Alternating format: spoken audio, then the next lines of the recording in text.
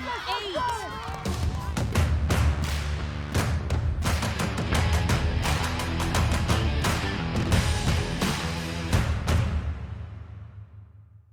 Good evening and welcome back to the Coach's Corner, your home for information and inspiration on the sport we love most. I'm your host, Phil Pompey, and tonight's segment is on cross-country race tactics. Originally, I had planned to do an episode with both cross-country and track racing tactics, but after further consideration, decided to split the topic in two. That means later this week, we'll release the segment that focuses specifically on track tactics. Tonight, I'm going to start by diving into the team and individual tactics of cross-country racing. As with all the topics we cover at the Coach's Corner, I'm certainly not claiming to be an expert or have all the answers, but I've been around the sport long enough as an athlete, a fan, and now a coach that I have seen my fair share of what works and what doesn't. Now, we can't produce a segment on race tactics without watching some actual race footage, so I'll be showing some clips from a high school cross-country race that should help us understand certain tactical strategies that teams and individuals use to run fast times and win races. If you want to watch the full race without my commentary, I've posted the YouTube link in the comments section below. Before we get to the race video, let's talk through a few basic principles of cross-country race tactics. Now, this is about the time when an outsider might be thinking, race tactics in cross-country? Doesn't everyone just try to run as fast as they possibly can for the whole race? Yes, of course, in theory that's the idea, but in practice there are some important details to consider when coaches and athletes set up a race plan, especially when you bring in the element of team scoring. For those who aren't familiar, team scoring is based on the top 5 finishers on each team. Each runner earns the same number of points as her overall place. So the first place runner earns 1 point, and the 65th place finisher earns 65 points for their team. Like golf, the low score wins, and that's where the similarities end between the two sports. Now before I begin, let me be clear, there's no one-size-fits-all team or individual tactic for every cross-country race. The layout of the course, conditions of the course, the weather, the unique strengths of the team, and the specific goals for that race should all be considered in developing a race plan. And as those of you who have actually run a cross-country race know, no matter how solid a race plan is, no race is entirely predictable. So keep that in mind as I go through these general principles for racing high school cross-country. The start. It's much easier racing with people than by yourself. Therefore, unless you find yourself in a race where you are head and shoulders above the rest of the field in terms of ability, it's not advisable to go straight to the front of the race and try to leave everyone in your dust. Sure, it's important to get off the line aggressively in order to avoid getting swallowed up by the pack, but if you go out too fast, you can really set yourself up for a rough last couple of miles.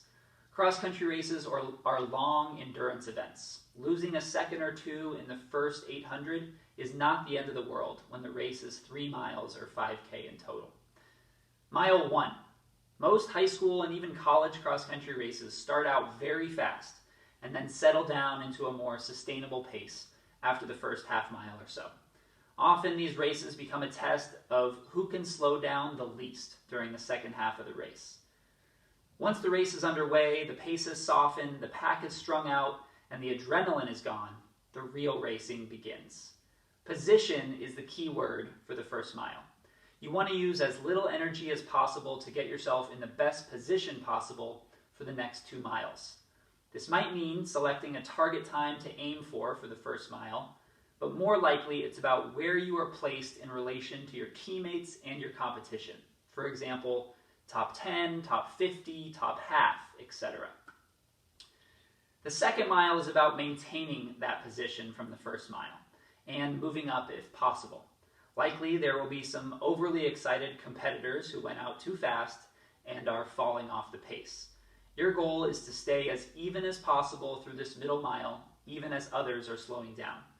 Most coaches will encourage their athletes to find a pack of athletes with similar ability and try to stick with them during the middle part of the race. Again, it's easier to run with people in a pack rather than all by yourself. If possible, you don't want to be the one setting the pace at the front of a pack. But if the decision is between slowing down significantly with the pack or taking over the lead for a while, I'm probably going to take the lead. Ideally, you're able to find your teammates and training partners out on the course to work together and share the lead, but that's not always realistic. As you enter the final mile, everyone is feeling tired. No one is feeling good. Your goal is to have more left in the tank than the guy next to you. By getting stuck into a pack, letting other athletes take turns leading, and avoiding too many erratic pace changes during those first few miles, you'll have both physical and mental strength saved up for this final push. Most of the race is behind you, but a lot can change in that last mile. You want to be the person moving up in those last few minutes, not going backwards. At this point, you're probably not thinking about your pace anymore, or about how cool your shoes are, or how your race day hairdo looks. Instead, you're thinking about getting to that finish line as quickly as possible. This is the time to pick out some jerseys ahead of you and start reeling them in. This is when the real racing begins. Every person you pass subtracts 1 point from your team score and adds 1 point to their team score. Now the kick. Inside the final minute of racing, you transform from a distance runner into a sprinter. For the first time since the start of the race, you get up on your toes and drive your arms all the way home. A strong kick can take a few seconds off your overall time, but more importantly can impact the team result. If you catch and pass one or two people or hold off a fast-charging competitor. All right, that's enough about me talking about racing. Let's check out this race video, courtesy of Jesuit High School. This is the Division I boys race from the 2017 California Cross Country Championships at famed Woodward Park in Fresno, California. 2017 State CIF Boys Division I Championship Final. Alrighty, so here we are at the start. Got 200 plus guys getting across the grass. Everybody's trying to stay out of trouble. Here we're 500 meters in, right? Pace is starting to slow just a little bit, but people are still hammering, really trying to find that early race positioning that they're looking for. Here we are just a little ways past the half mile. You can already see up front Dana Hills in the blue and white striped jerseys really asserting themselves here at the front of the pack. Here we are at the mile mark. You can see the clock and the blue timing mat, which gives us a live look at who's in the lead 1 mile into the race. It doesn't take an expert to see Dana Hill's pack still up front in the blue and the white and know that they're going to post a very low team score at this checkpoint. I also want to point out eventual race winner, Justin Hazel from El Camino. He's in the front pack, but not setting the pace or wasting any unnecessary effort. I'm going to roll it so that you can see Great Oaks pack over here on the left. They're all in red. They're the favorites and the eventual team champs, but for now they're biding their time, happy to let Dana Hills do the work up front and prepare to move over the latter part of the course. Here we go.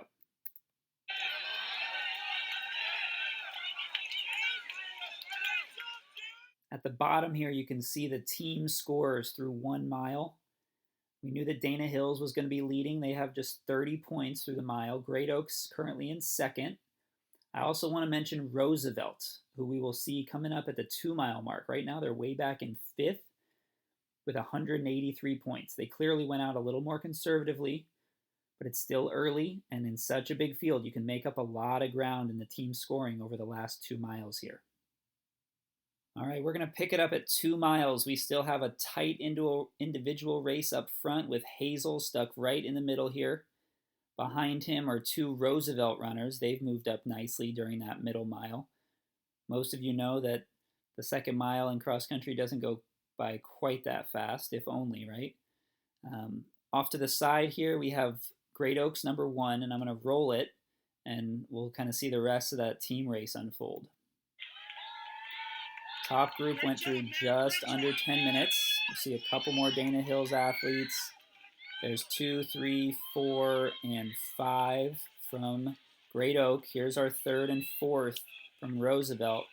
And I'm going to pause it here. We see Loyola's entire pack They had one up ahead, but here's the rest of their group. This does not happen on accident. They're still together at 2 miles. It's a strategy, and right now it has them sitting in third place with a mile to go. We get another team score update at 2.1 miles when they cross back over that same blue mat at the mile mark. You'll see some major shifts in the team scores here at the bottom. Roosevelt jumped from 5th all the way up to 1st. They currently lead. They dropped about 100 points in that middle mile. Great Oak not far behind in 2nd. Loyola with that brilliant pack has moved into 3rd. And Dana Hills has slipped all the way back to 4th after that very aggressive first mile. As the runners make the turn for home, about 500 meters to go, we finally see that front pack split up. Hazel has dropped the pace, strung out that top group. It's really a masterful effort. He's conserved his energy throughout the race. He has enough in the tank for this final surge. No one's going to be able to hang with him. I'm going to roll it so we can watch the team race unfold. We still see Roosevelt with 2 up in that top 5. After that, we have Great Oaks first. A couple here from Dana Hills. And then we're going to see this pack of Great Oak athletes come through. Closing like banshees. They were down 25 points at 2 miles. Now they have 5 in front of Roosevelt's 3rd and 4th. Looks like they've timed it perfectly to capture yet another state title. At Woodward Park, the last 100 meters is on grass, so you're looking here at the final straightaway. Hazel's pulled away comfortably to win in just over 15 minutes flat. He's followed by Fitzgerald from Crescenta Valley, and then Tyler Spencer for Roosevelt.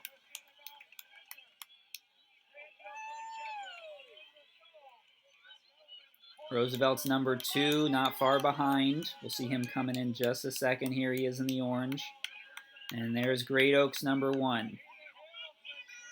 3 from Dana Hills come in next. There's their 3rd. And oh yeah, here's Great Oaks 2. And not far behind, 3, 4, and 5. All in before Roosevelt's number 3. And as the rest of the athletes come through the chute, all that's left to do is tally up those final team scores. You see them here at the bottom. Great Oak with a huge last mile to overcome a 25-point deficit. Earn that team title. Roosevelt 2nd with 90. A heck of a race for them. Dana Hills made up some ground in that 3rd mile to earn that final podium spot over Loyola, who ended up in 4th. What a race. Thanks for joining us in the Coach's Corner this evening as we explored the world of cross-country race tactics. The more experienced you are, the less you should have to think about tactics during an actual race. Eventually, these principles will become second nature, and you'll be that much more effective as a racer. Remember, our next segment will look at race tactics on the track, so be sure to check back later this week for that one. That's all for now. I'm Phil Pompey, signing off.